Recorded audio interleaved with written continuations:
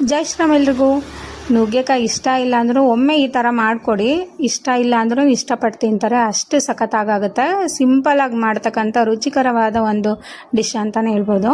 ಫಸ್ಟಿಗೆ ಒಂದು ಪಾತ್ರೆಯಲ್ಲಿ ಶೇಂಗಾ ಬೀಜ ಡ್ರೈ ರೋಸ್ಟ್ ಮಾಡಿಟ್ಕೊಂಡು ಆಮೇಲೆ ಇನ್ನೊಂದು ಪಾತ್ರೆಯಲ್ಲಿ ಎಣ್ಣೆ ಹಾಕಿ ಅದಕ್ಕೆ ಸಾಸಿವೆ ಜೀರಿಗೆ ಚಟ್ಪಟ್ ಅಂದಮೇಲೆ ಸ್ವಲ್ಪ ಇಂಗು, ಈರುಳ್ಳಿ ಮತ್ತು ಸಣ್ಣಗೆ ಹೆಚ್ಚು ಟೊಮೊಟೊ ಇದೆಲ್ಲ ಹಾಕಿ ಗೋಲ್ಡನ್ ಬ್ರೌನ್ ಬರೋವರೆಗೂ ಫ್ರೈ ಮಾಡ್ಕೋಬೇಕು.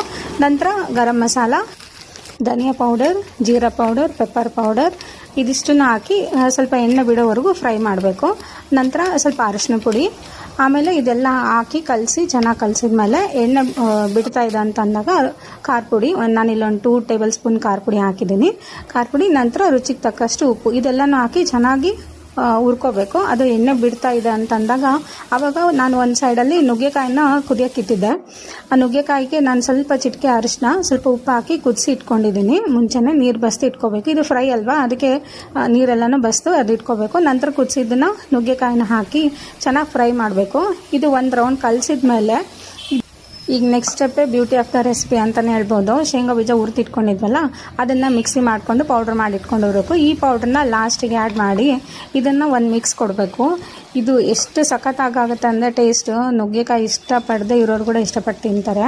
ಸೈಡ್ ಡಿಶ್ಗೆ ತುಂಬ ಮಾಡಿಸಿದ ರೆಸಿಪಿ ಅಂತಲೇ ಹೇಳ್ಬೋದು.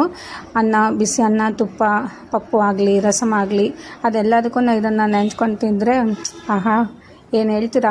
ಒಂದ್ಸಲ ಮಾಡಿ ನೋಡಿ ಹೆಂಗಿದೆ ಅಂತ ನಂಗೆ ಕಮೆಂಟ್ ಮಾಡಿ. ಹಾಗೆ ಇದೇ ಥರದ ವಿಡಿಯೋಗೋಸ್ಕರ ನನ್ನ ಪೇಜ್ನ ಫಾಲೋ ಮಾಡಿ. Thank you.